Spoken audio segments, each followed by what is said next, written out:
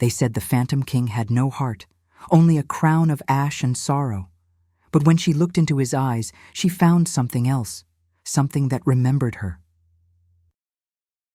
The lantern should have burned. Liliane had trimmed the wick, filled the basin with oil, struck the flint until her fingers stung. But as she stepped down into the catacomb stair, the flame shivered, coughed smoke, and died. Dark pressed close around her. The air smelled of lime dust and faint myrrh, the scent of tombs. She swallowed the tightness in her throat and pressed forward anyway, one hand grazing the wall's damp stones. She hadn't come blindly. 3 nights ago, Anneliese had vanished from her bed. By dawn, Liliane found the ribbon her sister always wore, tangled at the foot of their mother's grave in the crypt above. And that night, Liliane dreamed of Anneliese's voice echoing from beneath the city, calling her name again and again. When she woke, a trace of ash lay across her pillow. So she followed the stair downward, ribbon clutched in her fist. The stair narrowed, the ceiling pressing low. Her breath rasped against stone. She told herself she would not be afraid, not when Anneliese might be lying broken or lost. At the stair's end, the passage opened into a hall lined with effigies. Stone kings stared down, their features eroded until they were only suggestions. A hollow eye, a jaw crumbled by time. Cobwebs hung like banners. And at the far end, light. She pressed toward it. Not lantern flame, not torch. Something colder, silver-white, seeping through a doorway half collapsed by rubble. Her steps faltered as she crossed the threshold. The chamber beyond was vast, ribbed like a cathedral, but no saints stood here. Instead, rows of figures veiled in gray drifted across the floor, their hands linked in slow procession.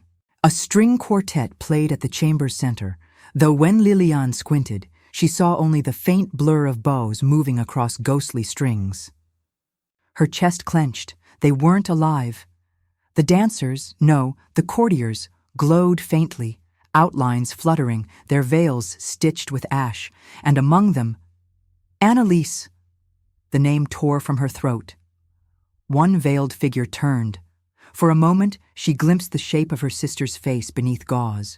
Wide eyes, parted lips, skin pale, but glowing faintly in time with the music. Liliane stumbled forward. A sound like a door of iron opening stopped her. From the dais at the chamber's far end, a figure rose, cloak black as char, mask pale as bone. He was tall, his frame long and grave, his silver gaze bright through the mask's hollows. In his presence, the courtier's steps slowed, then stilled, as though the entire hall held its breath. Liliane's hand went to her useless lantern. "What have you done to her?" His voice was ruin and music at once. "She is safe." "You call this safe?" Her voice shook with anger, not fear. "She belongs with the living." The masked figure descended the dais, each step a whisper across stone. The closer he came, the colder the chamber grew. And yet the strange light seemed to gather around him until the broken chandeliers dripped with silver fire. "She belongs where she is remembered," he said. "Up there, grief devours the living until only bone remains. Here, devotion keeps the flame from guttering." Liliane drew herself tall, though her knees trembled. "And who are you, to speak of devotion?" He paused at the foot of the dais. For a long moment, he regarded her in silence. Then, he lifted one hand. Above them, ashes stirred like snow. They whirled together, iron dust knitting into a circlet of jagged teeth, a crown glowing with ember light. It drifted down through the air, hovering between them. At once, Liliane's breath caught. Her chest squeezed with an ache she couldn't name. The crown pulsed, once, twice, in rhythm with her heartbeat. The masked king whispered, almost to himself, "So it is you again." Liliane froze. "What did you say?" His silver eyes locked to hers. "The crown remembers you." The crown flared brighter, its ember light spilling against her skin. She staggered back, but it followed, hovering at her shoulder like a faithful hound. "I don't know you," she hissed. "No," he said softly, though a crack of sorrow threaded the word. "But you will." Her pulse thundered. She turned her head toward the veiled ring, where Annalise still lingered, hands clasped to an invisible partner, her face dreamy and far away. "Release her!" Liliane shouted. The courtiers rippled, their veils fluttering. Some leaned closer, whispering words too old to understand. A name drifted on the air, not Liliane, but something stranger, rounder, older. She clamped her hands over her ears. "Stop it!" The masked king's gaze didn't waver. "The court remembers you. The crown remembers you. And so do I." Ash fell in slow spirals between them. The crown hovered nearer, its ember heart thrumming. Liliane's stomach churned. She spat the words out like a curse. "I will never be yours." He inclined his head, as if bowing to inevitability rather than rejection. "You will not be forced." But the crown pulsed again, bright and hungry, and Liliane knew, though she did not understand, that she had already been claimed. The crown hovered near her shoulder, pulsing in time with her heartbeat. Liliane pushed it aside with a sweep of her hand, but it drifted back, ember flame licking at the edge of her vision. She turned from it and scanned the veiled ring again. Annalise moved like a sleepwalker, each step perfectly matched to her partner, though Liliane saw no one at her side, only a faint blur where hands might have clasped. Liliane's throat burned. "Annalise!" Her sister's head tilted, veil stirring. For a heartbeat, Liliane thought she saw recognition. Then the music swelled, and Annalise's glow brightened. She smiled faintly, eyes glassy, and turned back into the procession. "No." Liliane started forward, but shadows closed around her. Courtiers drifted nearer, skirts brushing her legs, their veils whispering like moth wings. "Dance," one murmured. "Dance," echoed another. Their hands lifted toward her. Fingers were pale as bone, but warm when they brushed her sleeve. Liliane jerked back. A presence moved behind her, colder, heavier. Morvain. He extended his hand once more. "They ask what I cannot command. Will you walk among them, even for a breath?" "I will not be one of them."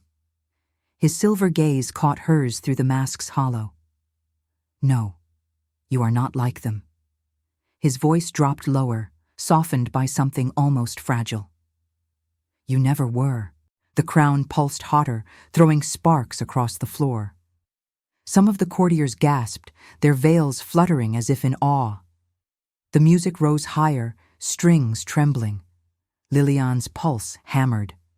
She knew nothing of their steps, yet as the melody twisted, her foot shifted without thought.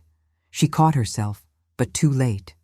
The movement had felt familiar, like a pattern she had known once and lost. Morvain's hand was still there, waiting. "The court remembers. The crown remembers. Does your body not remember too?" Her skin prickled. "I don't want to." "But you do." His words were not a threat, but a lament.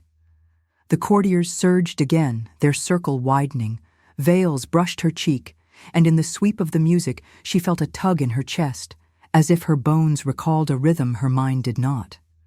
Annalise glowed brighter with each note, her steps surer. "Why is she bound to this?" Liliane demanded. "Why does she fade and brighten like a candle?" "Because the music sustains them," Morvain said. "Because grief starves them. The dance keeps them whole." "And if the music stops?" "Then they unravel." As if to prove it, a violin faltered for half a beat. One dancer shrieked and collapsed inward, her veil sinking like smoke. The musicians recovered, bows scraping violently, and the figure knit back together. But her glow never fully returned. Liliane's stomach turned. She reached again for Annalise, who spun just out of reach. The crown flared, dropping lower toward her brow.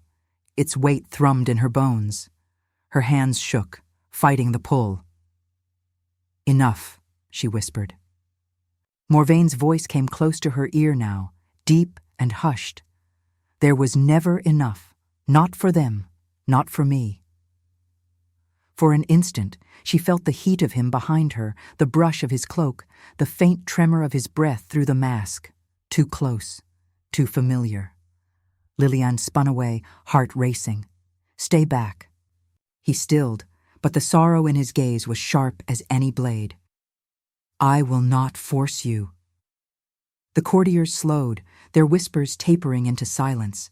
The music dulled, but the crown still hovered, glowing with restless hunger. Lilian clutched her chest, breath ragged. Annalise's glow had dimmed again, her steps sluggish. She swayed in the arms of nothing, eyes dazed. "Hold on," Lilian whispered. "I'll get you out." But her words rang hollow against the silence, and the crown burned brighter still, as though mocking her promise. The music dulled, the court shifting back into their slow procession. Annalise's glow dimmed to a fragile shimmer. Her face turned away as if in a dream. Lilian's hands ached from clenching so tightly. Morvain extended his hand again, not a command, but an invitation. "Come away from them. There are things you must see." Lilian's first instinct was to refuse. Yet when she glanced toward Annalise, her sister moved in the circle as if tethered by invisible threads. No tug of her arm, no shouted name could pull her free. Lilian hissed through her teeth and stepped after Morvain, refusing his hand but following his cloak's shadow. They passed beneath a colonnade where stone kings loomed, their faces worn to hollows. The air cooled, the scent of myrrh fading into wet limestone. The passage opened into a space impossible this deep underground, a garden of white vines clinging to bone-dust walls, blossoms pale as salt, their petals trembling with no wind. At its heart lay a shallow basin, water welling from a crack in the rock, dark as old glass. Morvain stood at the edge. He dipped a hand, raised it, and let the water fall back in silver streams. Each droplet rang like a bell. "This is where they bound me first," he said. "The wound in the earth that would not close. The water carries memory.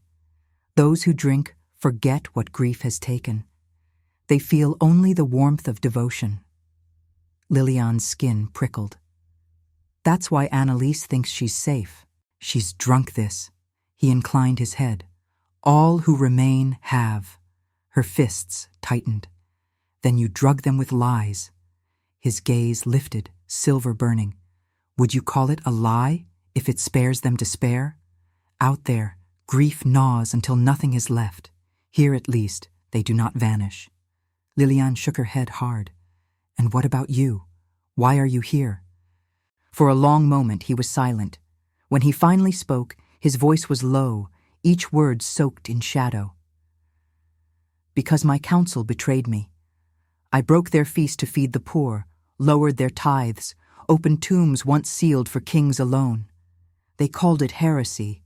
On the festival night, they crowned me with ash, drove iron through my flesh, and left me here to reign over rot." His hand clenched at his side, trembling once before he stilled it. The crown fused with their curse. It became ember and chain both. I could not follow the river into death. I was left to guard the names the living forget. Lilian swallowed. His words scraped at her chest. Not pity, not quite. Recognition. "And what of me?" she asked, voice sharp to mask her trembling. "Why does the crown burn for me?" Morvain's gaze fixed on her as if he could see past her bones. "Because it remembers." Her breath caught. His hand rose, not to touch but to hover near her cheek, trembling just shy of contact. "When I bled here first, I thought I saw your face in the dark. I told myself it was delirium, but I would know those eyes in any life." Her heart jolted, her whole body cold. "You're wrong." "Perhaps." His hand fell, but the crown does not err. The ember circlet hovered closer, its pulse beating with hers. She staggered back, throat tight. Morvain reached to his throat, unclasping a chain that glimmered faintly in the ash light. A shard of iron dangled from it, jagged and blackened, etched with runes too old to read. He laid it on the stone between them. "You will need this," he said softly. "When the hour comes, you always do." Liliane's stomach nodded. Always. The word cut like a blade. She bent and swept the shard into her palm. It was colder than river ice, biting against her skin. She slipped it into her sleeve, hiding it near her arm. When she looked up, his gaze lingered on her with something raw, fear or longing, or both. Before she could speak, a sound tore through the chamber like a tolling bell. The blossoms quivered, water in the basin rippling.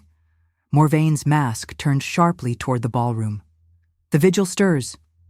They hurried back through the colonnade. The moment they stepped inside, the doors at the far end burst inward. A wind without source swept through, snuffing candles, scattering veils. The music stuttered, strings shrieking off-key. Figures veiled in coins entered, their hands long and black as iron hooks. The court shrank back in terror. "Who?" Liliane began. Morvain's voice was iron. "Collectors!" The bell in the bones tolled again, and the collectors turned their blank faces toward the dais, where the crown of ash still burned, waiting. The collectors drifted into the ballroom, coin veils rattling like muffled chains. Their presence sucked the warmth from the air. Candles guttered sideways, shadows gnawed at the walls. The courtiers shrank back, their veils fluttering. One flickered from head to waist, then reformed when the violins shrieked louder. But the music faltered again, as if the musicians' phantom bows strained under unseen weight. Liliane's heart twisted as her eyes found Annalise. Her sister swayed unsteadily, glow guttering like a dying wick. Her hands clutched at her invisible partner, and her mouth moved soundlessly. "No," Liliane whispered, rushing forward, only to stop short as one collector glided into her path. The blank disk of its face tilted toward her, hook hand lifting. Morvain swept forward, cloak snapping, his voice a blade. "You come too soon." The collectors paused, but did not retreat. Their coin veils trembled, clinking with every faint movement. Liliane's chest heaved. Why are they here? What do they want? Morvain's silver gaze locked on hers. They are the vigil's hands. They come when the ember wanes, when the court thins. They claim what slips beyond memory. His words struck like stones. "And Annalise, she's fading. You have to release her." "She cannot be released," Morvain said, voice low. "Not while the crown burns untaken." Liliane's fists clenched. "Then tell me everything. No more riddles, no more veils. What is this place? What have you made of my sister?" The court stilled as though struck. Even the collectors froze, their faceless heads tilting toward the dais. Morvain drew himself tall, bone mask cracked faintly at the jaw. "This is the Ledger's kingdom.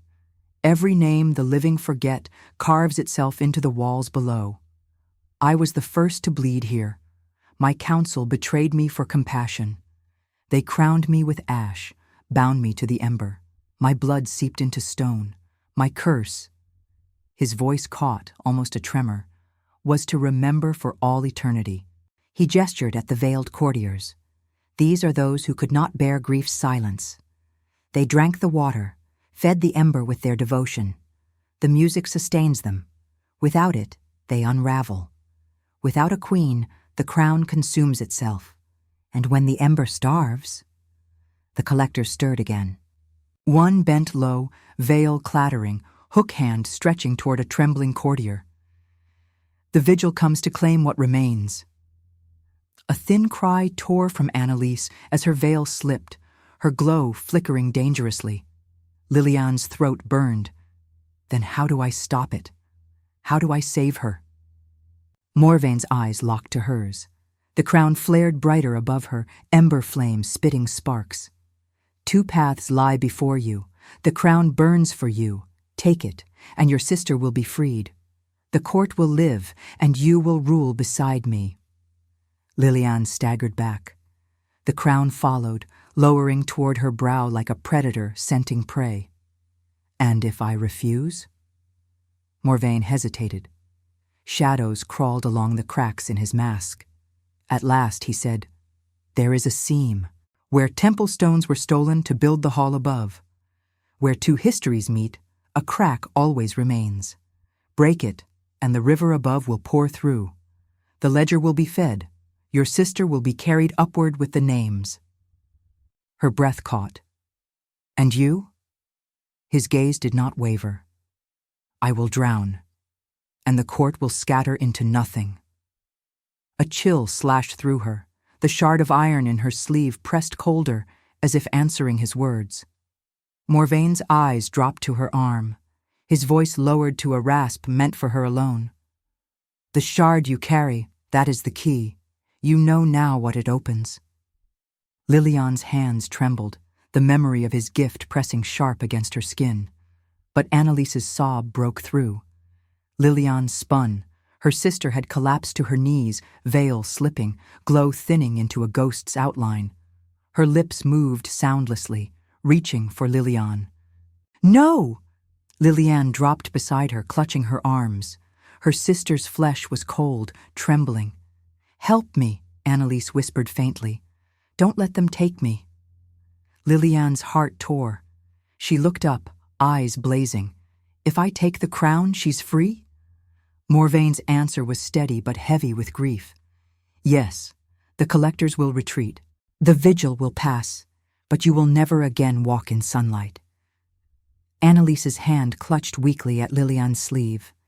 "Please, Lily." Liliane's breath caught between sob and scream. She turned back to Morvain. "Why me? Why does it burn for me?" For the first time, the sorrow in his silver eyes cracked into something rawer, desperate. His mask tilted, a fissure splitting across the cheek, exposing scarred flesh. "Because you are the one I lost," he whispered. "The flame heart, my queen. When they cut me down, I thought I saw your face in the dark. I told myself it was delirium, but I would know your eyes in any life." The crown pulsed violently, sparks scattering across the stone. The court murmured, whispers rising, voices layering until they formed a chant, not Liliane, but a forgotten queen's name echoing through the catacombs. Liliane clamped her hands over her ears, shaking her head. "No, that's impossible." "Is it?" His voice was soft, aching. "Your soul remembers, even if your mind denies it. That is why the crown will not release you." Annalise coughed, her glow dimming to almost nothing. The collectors took another step, coin veils clanging. The shard in Liliane's sleeve burned like ice. The crown blazed hotter above her brow, and between them stood Morvain, scarred, masked, trembling with longing and dread. "Choose," he said hoarsely, and the vigil's bell tolled again. The vigil's bell reverberated through the bones of the hall. Courtiers swayed with each toll, their veils snapping as though in a storm. The collectors drifted closer, hook hands lifting in anticipation. The crown hovered just above Liliane's brow now, ember flames spitting sparks that burned into her hair, her skin. She gasped and shoved it back, but it pressed forward again, alive, hungry. Beneath her sleeve, the shard of iron scalded her skin with freezing fire, reminding her that another path still waited. Her sister collapsed fully to the floor, veil unraveling like smoke. "Lily, please." Her glow was little more than a faint halo. Liliane dropped beside her, gripping her shoulders. "Hold on, I'll get you out." Annalise's fingers clutched hers with desperate strength. "Then take it. Take the crown." "No!" Liliane shook her head violently. "It binds me here. It's a chain." Annalise's eyes brimmed with tears that glowed faintly through the veil. "Better a chain than nothing. Better you here with me than gone." Her words sliced through Liliane's chest. Morvaine's presence loomed closer, his cloak sweeping the cracked floor. His silver eyes burned through the mask's hollow, fixed entirely on Liliane. She speaks the truth of the heart. Safety is not a prison if it holds what you love. Liliane's fury cracked through her grief. You call this safety? You feed on their longing, you keep them circling like moths around flame. He stilled. For the first time, his voice trembled. Do you think I wanted this? I was made their anchor. I kept what would otherwise have been devoured by silence. Do you despise me for giving them shelter? The 11th toll thundered. Cracks shot across the dais, dust raining from the ceiling. One of the chandeliers splintered, falling and shattering in a spray of bone-white shards. The courtiers shrieked, their veils snapping. The crown flared, a storm of sparks. The key bit into her arm, runes searing faint blue through the fabric. Liliane's vision spun, and then something else flooded her sight. Not the hall, not the garden, another place long ago. A festival night, torches blazing, a young king at her side, tall and grave, silver eyes gleaming with pride as he placed a crown on her head, not of ash, but of iron and gold. Laughter, music, warmth in her chest. His hand closed over hers, calloused, real, alive.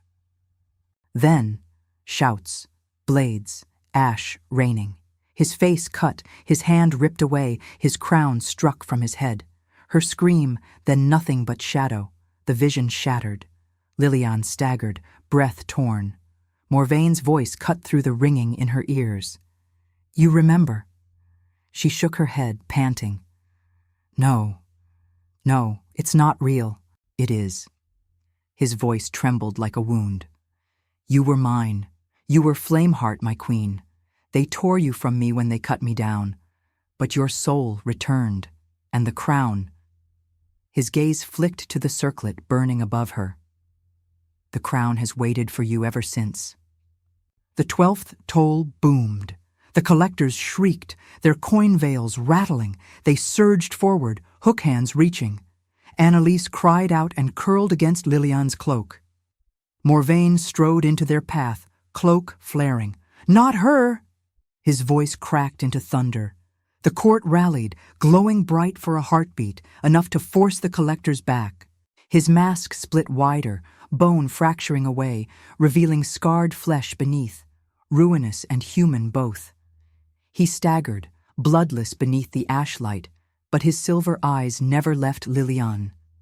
If you take the crown, I will kneel to you. I will bind myself. You will never be alone again. The crown seared, lowering toward her head. The key stabbed like ice against her arm. Liliane screamed, torn between them. Annalise clutched her sleeve. Please, Lily, save me. Morvaine's hand trembled in the air, reaching but not touching. Please, Liliane, save us both. The 13th toll shook the world. The fissure in the dais split wide, water bursting through in thin streams. The seam had begun to crack on its own. The court wailed, veils flaring. The crown thundered with light. The key seared. Liliane dropped to her knees, clutching her head. Her heart pounded with 2 beats at once, her own, and something older, buried deep. The memory of a crown placed gently on her brow. A vow whispered in the dark, never forgotten. She lifted her eyes. Morvaine stood before her, scarred and burning, silver gaze pleading with a desperation that undid her. The crown pressed closer, the key cut deeper, the 14th toll. Annalise screamed, her glow almost gone. Choose, Lily, choose! Liliane's throat tore with her own scream. She lifted both hands, one clutching the crown, one clutching her sleeve where the key burned. And the vigil's 15th toll boomed, drowning everything. The 15th toll drowned the world. For a heartbeat, there was no ballroom, no collectors, no court, only light hammered into sound and sound into light, the vigil's iron heart beating in the bones of the earth. Then the hall rushed back. Veils snapped like torn sails. The fissure under the dais yawned wider. Water hissed through its teeth. The collectors leaned as one, coin veils clattering, hook hands reaching with a hunger that had never learned the word mercy. Annalise sagged against Liliane's shoulder, weight nearly nothing, a ghost of warmth. "Please," she whispered, breath thready. "Lili." The crown lowered until its ember kissed Liliane's brow. Heat poured into her skull, down her spine, a river of fire seeking a bed. The shard in her sleeve burned like winter, a blade of choice against her skin. Morvain stood before her, a wrecked sentinel, cloak torn, mask fractured wide to reveal the ruin of one cheek and the hard human line of his mouth.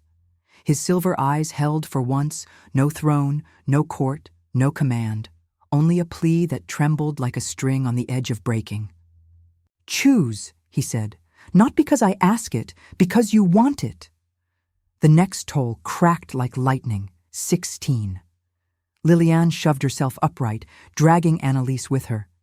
She staggered a step toward the dais, then another, the crown hovering just ahead of her like a lantern carried by an unseen hand. The court parted, veils brushing her arms. Whispers eddied around her ankles like tidewater. Not Liliane, but that older name, the one that shivered her bones with recognition and ache. At the foot of the dais, she faltered. The seam hissed, the key scorched. She saw, in a rush of images, two futures set like doors. One where she wrenched the stone and let the river in.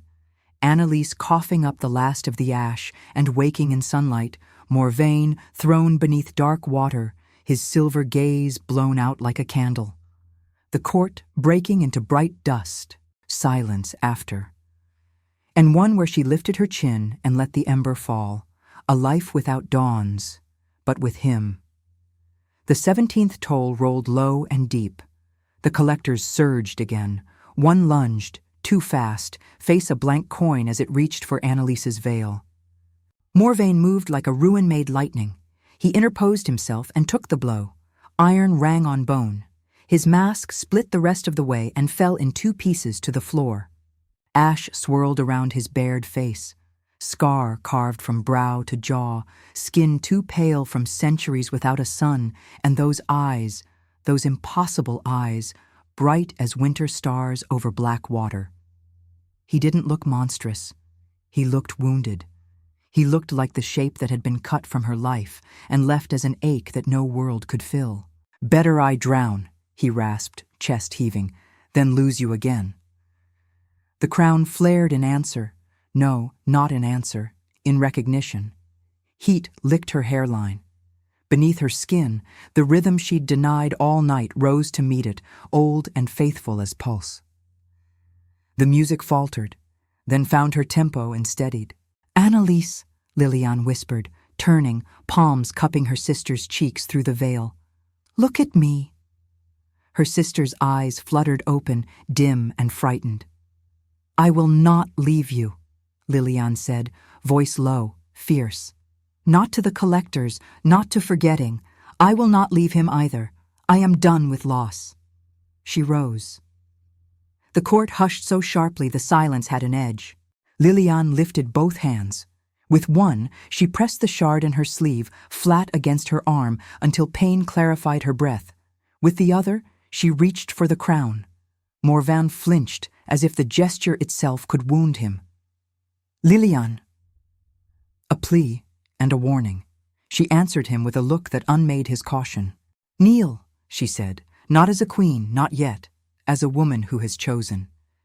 He went to one knee without hesitation, head bowed, shoulders shaking once where pride and relief met like two rivers. The 18th toll boomed.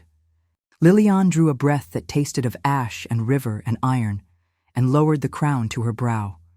Heat seared through her, not over, but into, as if the ember were a door that opened inward.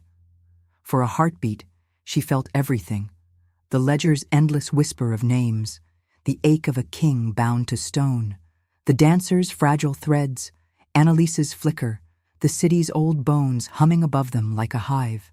She felt the moment, long ago, when iron and gold had weighed gentle on her head, and a living hand had steadied it, a vow breathed warm against her ear, never forgotten. The ember found the place it had always been shaped to fit and settled. Light burst outward. Not white, not gold, ash fire, the color of embers breathed back to life. It poured down the aisles, up the columns, through the broken chandeliers, and into the seam. The fissure hissed and sealed as if a mouth had been told to close. Water paused on the brink and withdrew.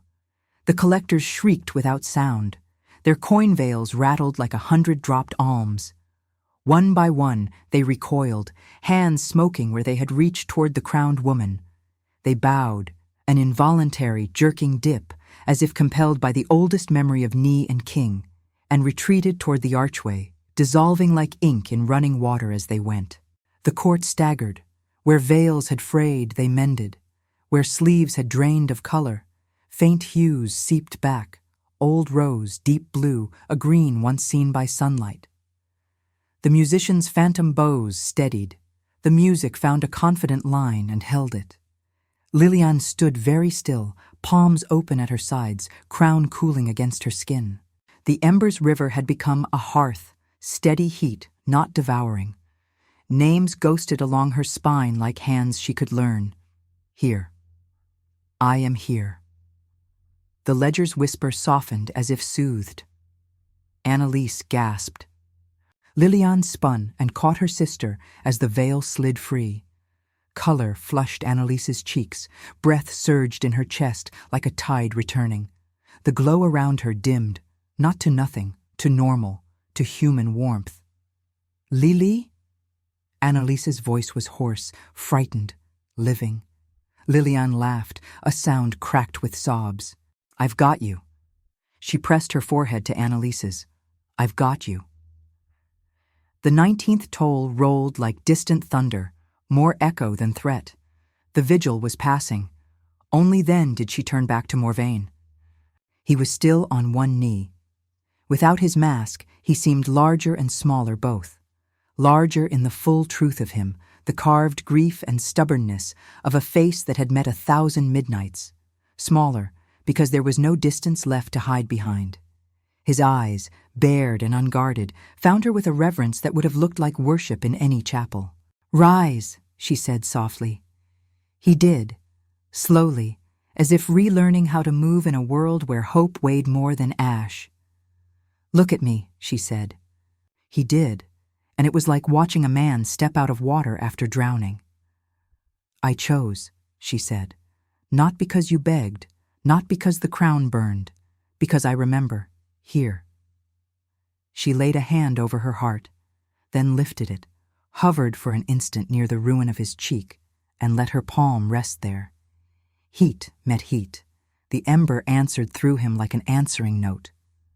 He leaned into her touch, eyes closing, the tension in his shoulders unspooling into a shiver. Liliane, he said, and her name in his mouth sounded like a vow long deferred, finally spoken. Morvain, she answered, and his name sounded like forgiveness. He bowed his head until his forehead nearly touched the rim of her crown. Command me. She almost laughed, breathless. I don't want a servant. Then take a king who kneels, he said, opening his eyes, light catching in them like morning on black water. Not to be owned, to be yours. Something in her that had been braced to break eased. Then stand with me, she said. Not above the living, not against them, between. If I am hearth, we will be refuge. She glanced to the courtiers, whose veils trembled with something like relief. No more thinning. No more forgetting as a drug. Music to dance by, not to live through. Remembering that comforts, not consumes. His throat worked. You ask me to refound a kingdom. I ask you to keep what you once tried to give, she said. Mercy. For a heartbeat he could not speak. Then he bent, in complete silence, with a grace that had nothing to do with thrones, and pressed his lips to the back of her hand, not a subject's kiss to a sovereign, a lover's vow of devotion.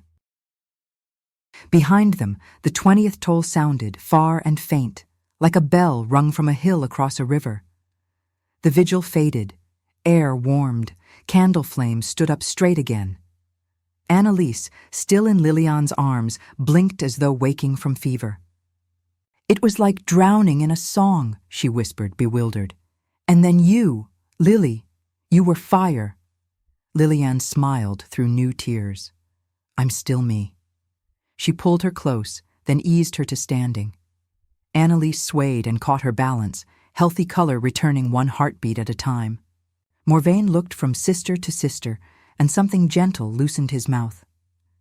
"You will take her home when you wish," he said. "A statement, not a test.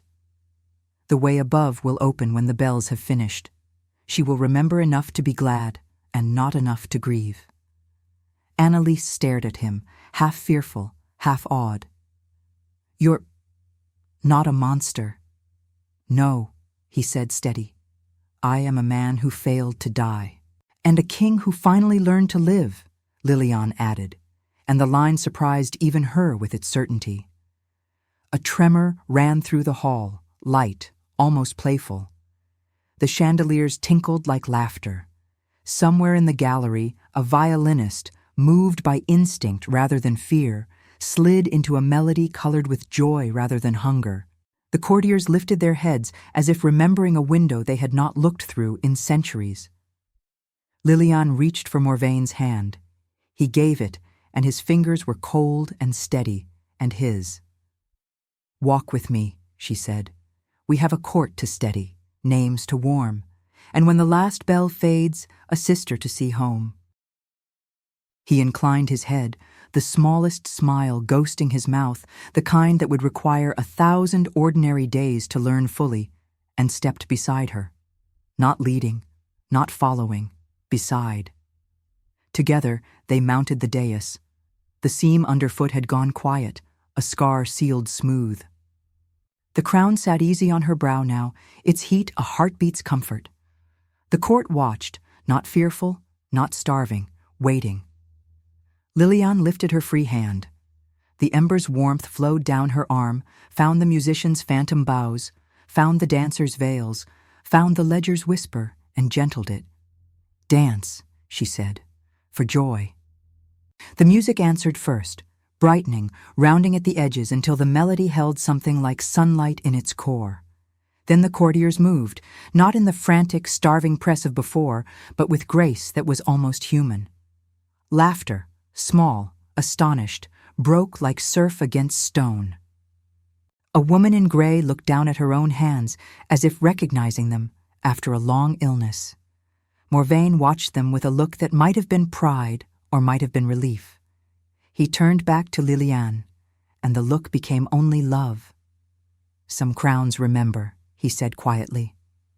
"And some hearts," she answered, "remember better." He bowed, not deep, not theatrical, just enough that she felt the shape of what they had remade between them.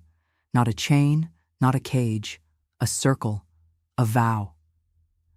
The final faint echo of the vigil faded into the bones of the city.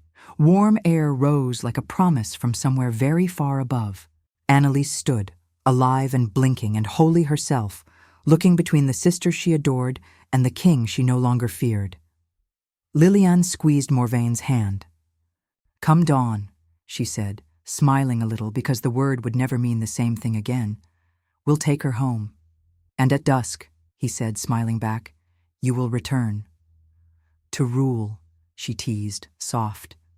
"To live," he said, softer still. They turned back to the court.